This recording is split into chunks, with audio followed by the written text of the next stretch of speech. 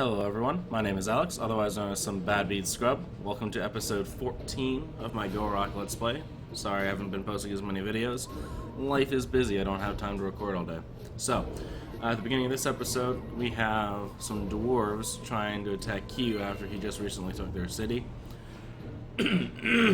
So, this is a battle that happened as I passed the turn from where we ended last time. If you recall, in the end of the last episode, we had just taken this.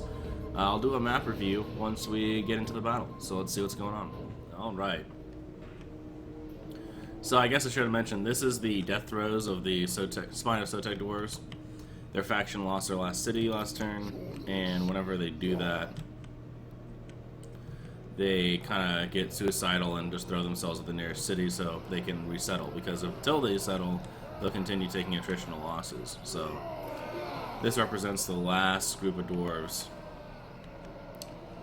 on my part. Well, yeah, honestly, anywhere in my part of the jungle. Looking at their army, they don't have much at all in the way of range units, which is nice. I'm tempted to make them run at me, because I don't have to worry about them pecking at me from a distance.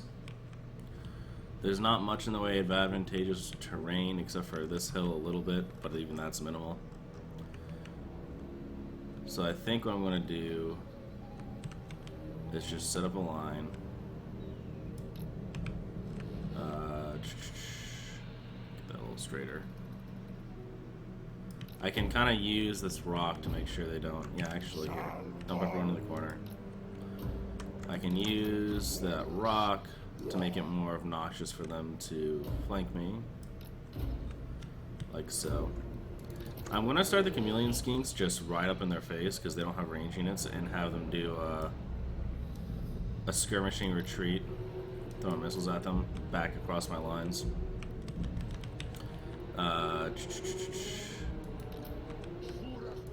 We'll put a detachment of spear boys on the other side of this rock in case they do try to flank us around it. Q is pretty hurt right now because he was fighting some dwarves, which are pesky dudes, so we really need to try to keep him out of melee combat if we can, and just use his leadership buff wherever that's needed.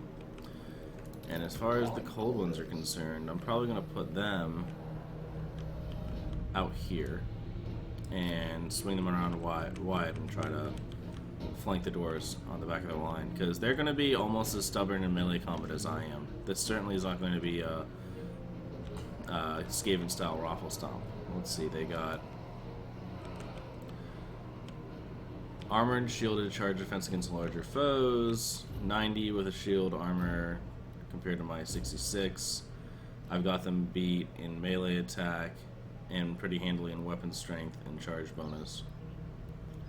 So I should definitely countercharge them. But yeah, let's get this started.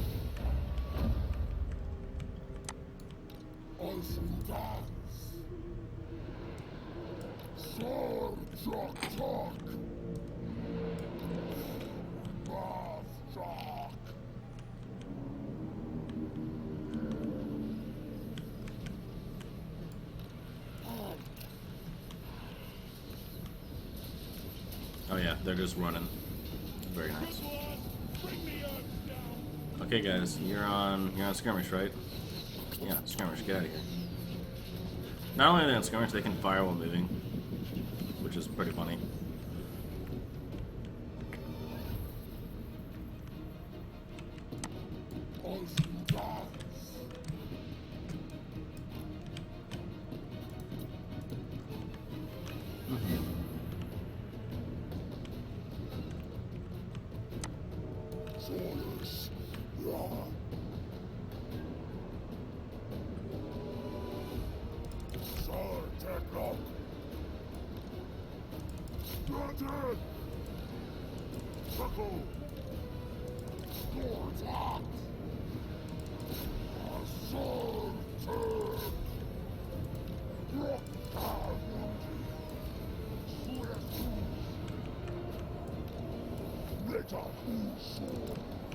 Okay, so we've countercharged, they're meeting us. Then move the cold ones in right behind them and charge them where it hurts.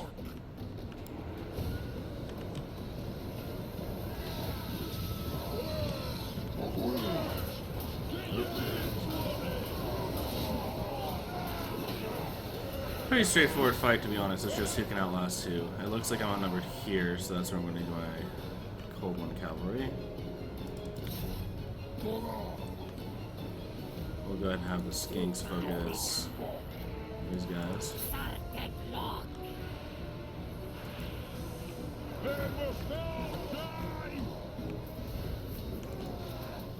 Get some slow-mo cavalry charge action.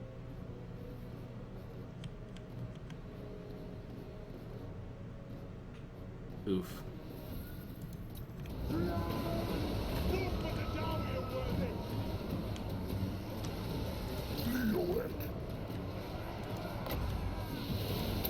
Oh, their leaders there and everything. They're really focusing down that area. Let's see if there's somewhere else. I'm going to be rolling them up this side, though.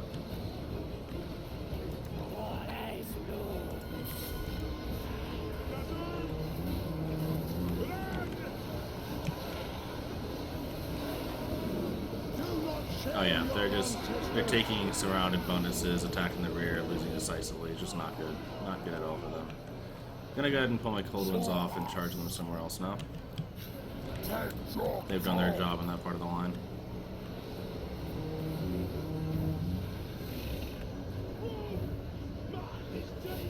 I'm a little worried about the hero just because they can be stubborn to kill, and like Q is not in any fighting shape. Let's go ahead and break them.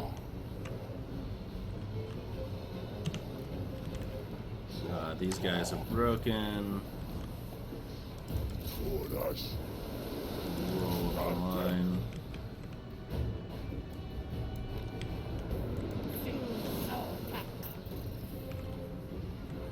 Skink boys are just kind of shooting at whoever they want to. Yeah, this is just, I mean, honestly, it wasn't a difficult battle. The estimator didn't think it was going to be either, but just goes to show that a better offense is a better offense.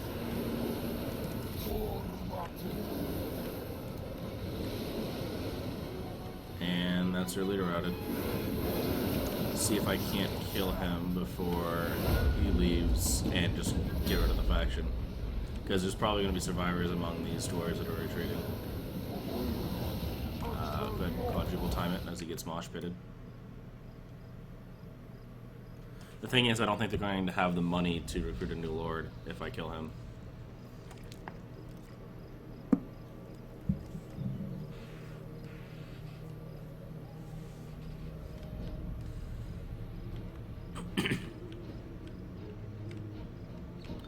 The other thing is, dwarves are really hard to fucking kill.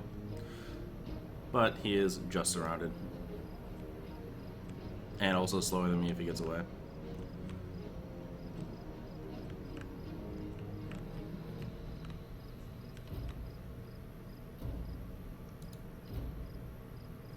He has 1,827 health, and that's after he's down to like a third.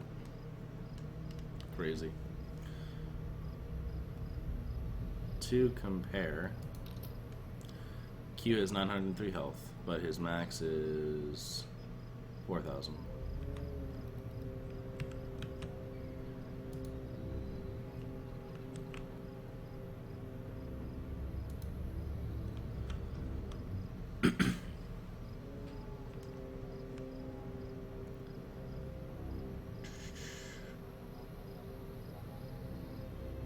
$181, $146, $91.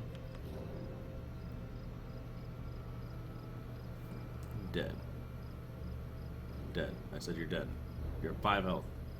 Someone fucking kill him. There it is. Alright. So we outnumbered them pretty handily. We lost virtually no one. Good show. Good show.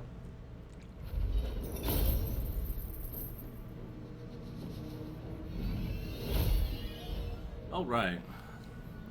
Sword of Cain is returned to its shrine. I guess someone was running around with that. And we killed in battle. The Lord we knew we killed. Got some rights. It looks like the dwarves are still around, so I'm probably going to send Key to just auto-resolve, get rid of them. Rip dwarves.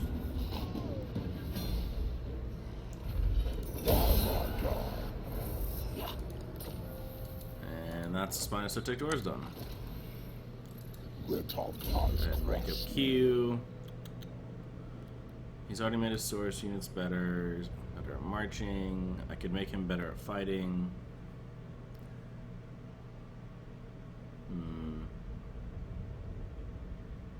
Yeah, I'm not sure what his army is going to look like in the long run, so we're going to go ahead and give him some armor. It looks like he was taking damage in earlier fights. And we'll go ahead and start marching him back so we can relook at our armies.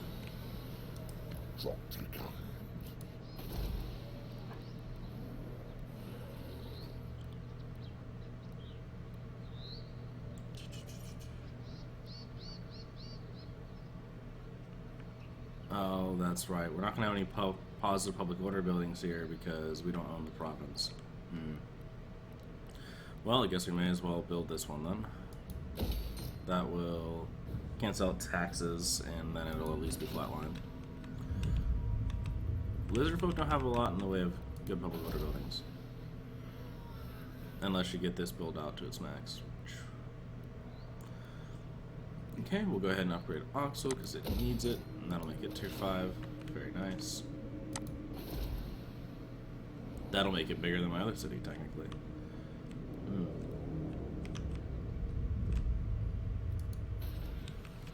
Let's see. So, as far as armies are concerned, I got 11,000 income a turn. I've got these 3 armies. I think I was bringing over Q to get some cavalry. I'm gonna probably spend some turns revisiting my army's structure, like what's in them, make sure they're the units I want, retrain some things, and then push north. There's some greenskins over here doing stuff I don't like, and so I can take these areas, and I think I might go to war with Flaxland. Speaking of, I'm going to... I don't know. They made me very annoyed. They only have one city. I could just try to confederate them eventually. They're not feeling it. And the reason I'm annoyed at them, to reiterate, is the fact that they did not join my war against the humans and let me fight their battles for them. They have like no diplomatic allies, so it's pretty safe from that standpoint. I'd like to keep my reliability high. So I think I'm going to go ahead and cancel our military alliance.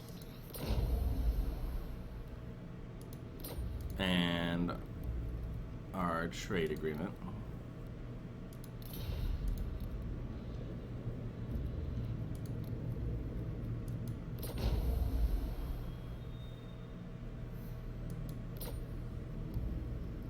Which makes them very annoyed at me. Which is fine. And then I can go to war with them eventually, but this should tell me, you gotta be careful. So with the reliability, if you break a treaty within 10 turns of creating the treaty, it lowers your reliability. If you go to war within 10 turns of breaking a treaty, that also lowers your reliability. So if I declare war, declaring war while having treaties or shortly after breaking them is considered an act of treachery and is condemned by all factions, turns remaining 10. So these guys got 10 turns while I'm rebuilding my armies, unless they declare war on me. If they declare war on me, which they might, because I just pissed them off a lot, then it obviously doesn't lower my reliability. I'm just defending myself. Let's see, vampire corruption's going down, but it's not leaving per se. Yeah, I got a lot of stuff in my settlements I could focus on making better, so we're gonna do what we need to do for our armies and then focus on some settlements for a couple turns. We don't have any more bless units, and I'm going to need to make room for cavalry. I have plenty of spearmen, so you're the first to go. And I'd like to make 2 more spots. I really like the Blessed Croxagores. Honestly, let's look at the... like, these source units are just bad. Well, these guys have higher armor, because they're blessed. The other ones have higher melee attack, and weapon strength, and charge bonus. Yeah, I'm probably going to get rid of 2 of my blessed spears. Like so. And we'll go ahead and get... ooh, we got some cold one options. So, let's see. Armored and shielded, armor piercing, predatory senses. Whereas these are anti-large. They both have primal instincts. It looks like the spear versions are just more expensive. And anti-large is going to be good, so that means they're better against other cavalry. Trading that off for slightly worse melee attack. and weapon strength. Since I'm building 4 cavalry, I'm just going to have 2 of each because there's no reason not to. Okay, so Gorok's doing that. Oh, looks like this guy went straight with Cold One Riders. Nice. This is Zulmar over here. I'm gonna move him over into this province and start recruiting some boys. He needs some skink boys first. Ooh, I can just straight up recruit Croxagores. Nice. I think 4 is a good number of skinks, and we'll get started with some Croxagores.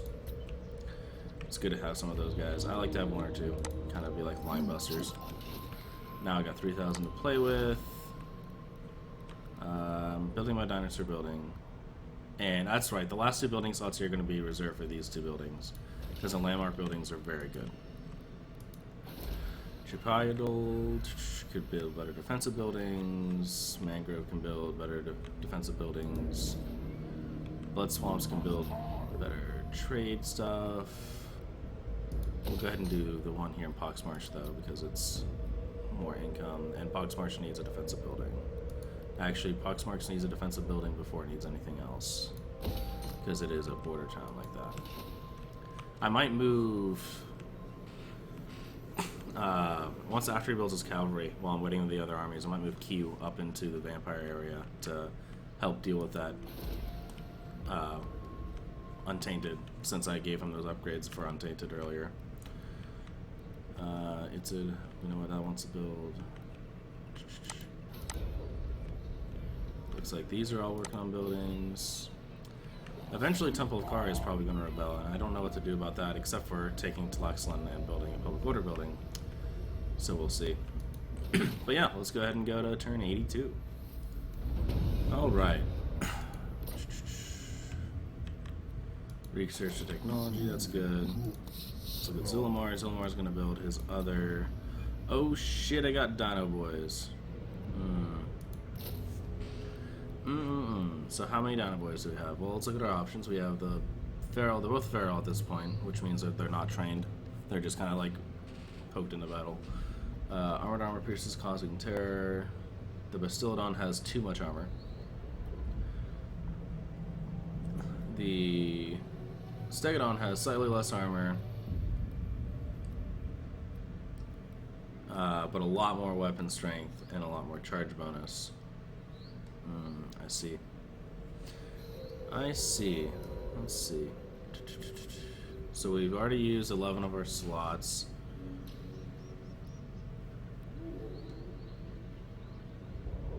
We are going to need some baseline infantry units. I'm thinking 2 dinosaurs for now, with their high upkeep costs and everything. We're going to go Stegodons just because they're more damage and probably closer along the lines of what we need. That'll be a good start, and then we'll go ahead and start building some mainline infantry. Q is going to be on the second turn for his cavalry. He's going to have to get rid of 2 more units for Stegodons, but that's okay, we'll figure that out. And Q is on his way into town. Actually, we should try to disband the units we're not going to keep, so we're not paying upkeep on them longer than we need to. So, he only has 3 of these guys, but I think that's probably okay for his army. Let's see. Honestly, I'm going to have anti-large in the way of my other large, so I no longer feel like I really need these spearmen. And those will be his, whatever you call them. Dinosaurs. Whereas for him, we're going to need 1 more cavalry unit, because I do insist on having 4 cav. Boot. And then we're going to need 2 spots for dinos after that. So these guys get the boot. There we go. Okay. We'll go ahead and march them over here towards Oxel.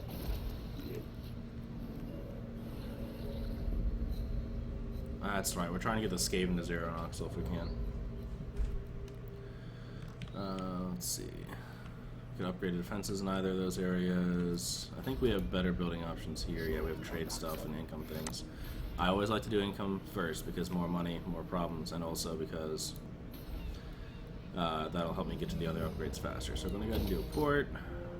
This trading thing, this trading thing. Speaking of, I should look at my diplomacy. Let's look at technology, construction costs. I need a scrying pool. I should look and see where that is. Weapon strength for skinks. And this gets... oh, this makes my Pterodon Riders and Cold One units better. But this makes construction better. I think I'm going to go ahead and do that. I'm not dissatisfied with my Cold Ones right now. Okay, so there's that. We'll go ahead and increase that trading. Oh, wait. Increase the straight reserve. Where is... let's see. Is it a reflecting pool or something?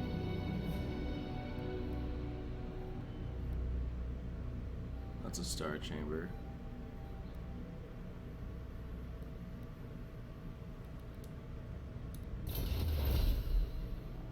Scrying pool. What is a scrying pool?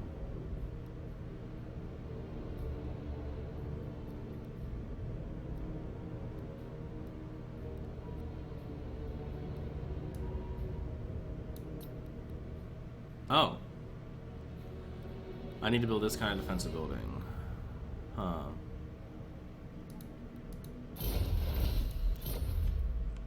Where can I build that? I can build it here. And it's up. But then I wouldn't be able to build a landmark building.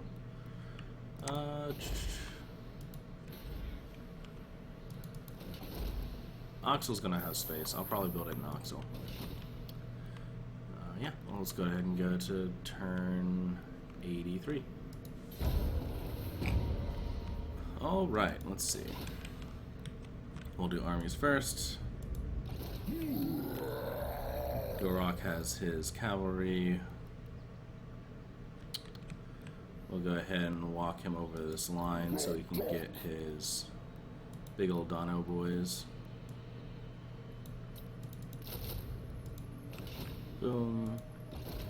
We'll walk Q up into Oxel so he can work on his cavalry unit he needs.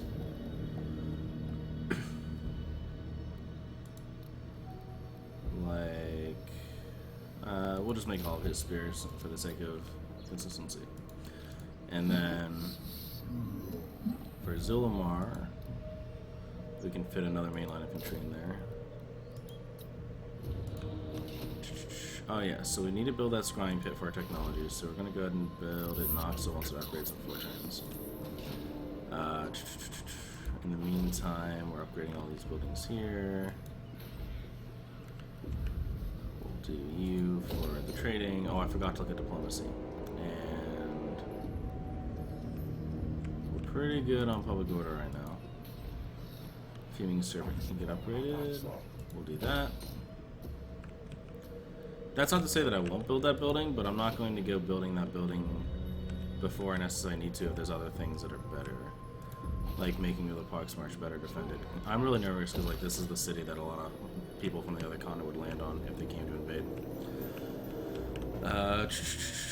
So let's go ahead and look at diplomacy. Who can I trade with? Tlaka. Ah yes, this is Tic-Tac-Toe. His name is like that on purpose. The makers of this game are goofy. But it looks like I can trade with him. And he is the lizard folks from the other side of the world. So, of course, I'm going to be friends with them. They're fellow defenders of the Great Plan. So it's not aggression pact. Let's trade agreement. Nope. Okay, maybe later. And it looks like everyone else I can trade with hates my guts. Understandable. We have a rank up here. Good old Mr. Mage Man. Let's see. Harrowing scrutiny causes terror. Yes, please. And we can still afford something else. We can upgrade your defensive building. I guess there's no reason not to. Enjoy. Alright. Let's go to the next turn. Alright, Random Beast and Faction was destroyed. Don't know who they were, but Honestly, only good beastman's a dead beastman. Sulamar up here is gonna continue building out his dudes. These guys are both still recruiting multiple turn units. Oxel is still upgrading. That's right, that's right.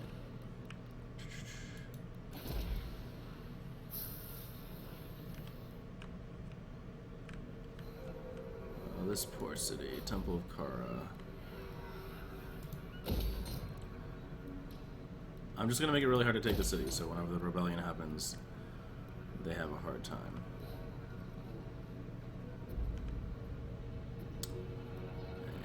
And we'll go ahead and build an economy, because why wouldn't we build economy?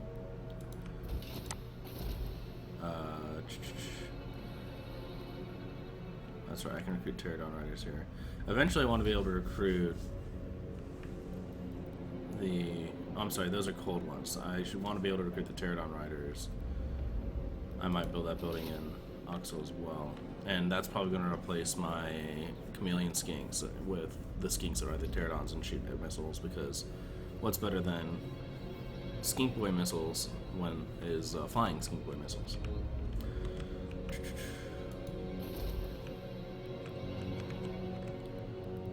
That's right, it's waiting on that. Purple Dude's doing stuff. We want to be friends with Purple Dude, and we're already pretty good friends with Purple Dude, but the hope is that we eventually confederate him. He has been pretty competent, I'll say, or more competent than other people have been, and actually joins wars against relevant people, so I am generally happy with him, although it does look like he's struggling up north with whoever these greenskins are. And also, Hexodal is spreading south, which means I'm running out of areas to expand to, but frankly, it is what it is. If Hexodal has to fight off these Norskins and also the Dark Elves up here, so they got plenty of problems. If they need the economic nexus of being down here, then I'm not going to super begrudge them that. It's better than me having to fight all those things. Speaking of, we're good buds, right? Defensive alliance. What don't they like? They don't like the fact that I fought with the dwarves or with Tlaxlan, so they might actually get mad at me when because they're trading with Tlaxlan. They might get mad at me whenever I take Tlaxlan out. We'll find out. We will find out. Oh wait, Tlakwa. Tic-tac-toe, my guy. You want to do a sweet, sweet trade? Oh, I don't want to talk to you either. Alright, I guess we'll just go ahead and go to the next turn.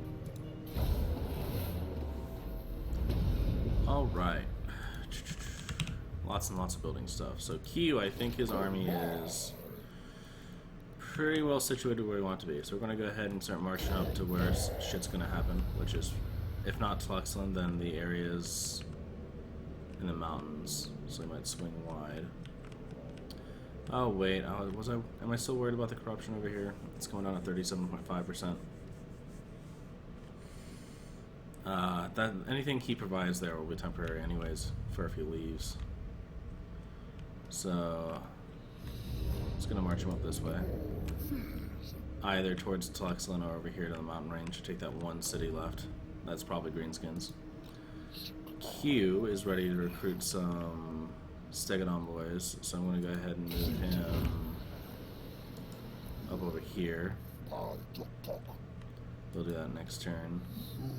Zilamar is going to move closer to the road and recruit his last mainline infantryman's. Good, good, good. Still trying to do defensive buildings.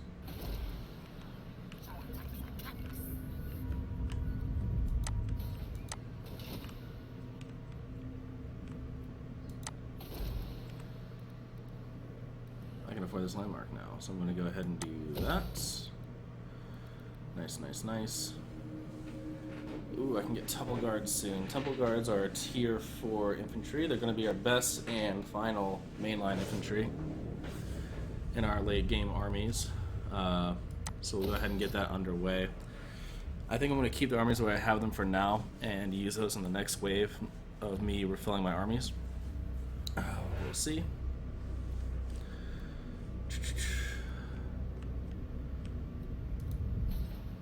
with all these on. We've got a pretty good geomantic web going.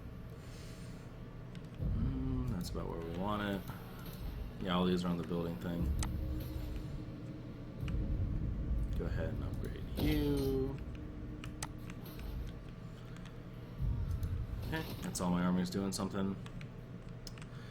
Let's see what happens next turn. Alright. Lothern is confederating people, so pretty soon the High Elves will probably be mostly monolith. That usually happens eventually. This is this is Gorok. There's the mountains and there's these guys. So yeah, I think I'm gonna go ahead and send him this way to help out with that stuff while waiting on the other armies to finish. We'll walk Q up this way and have him build some dudes. We need dino dudes, that's right. Bam, stegodons. And then Zulmar is also entirely built.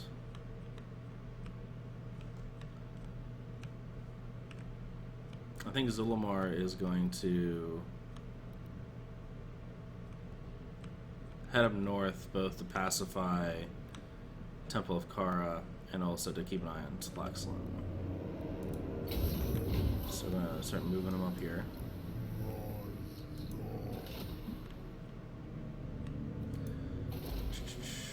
Look at some buildings. I guess we may as well build that.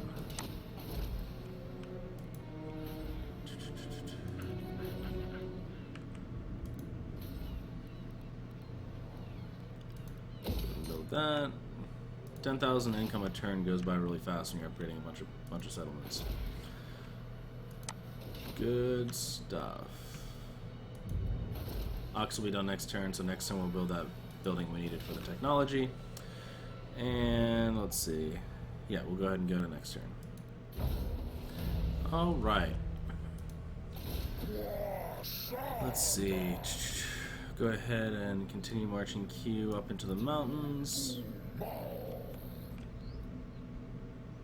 We'll build that building in Oxel so we can determine the Great Plan. Does this building allow for us to make pterodons? No. We're not going to have enough room for his... Well, I can...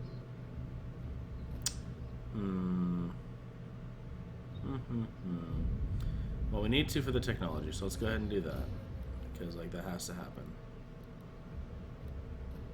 But it is a rank 3 building, so I could build it somewhere else.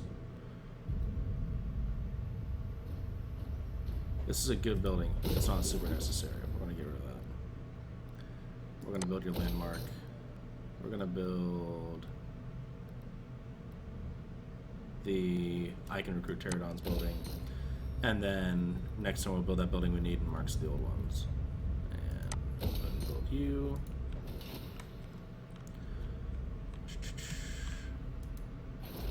Fuming Serpent can build a thing.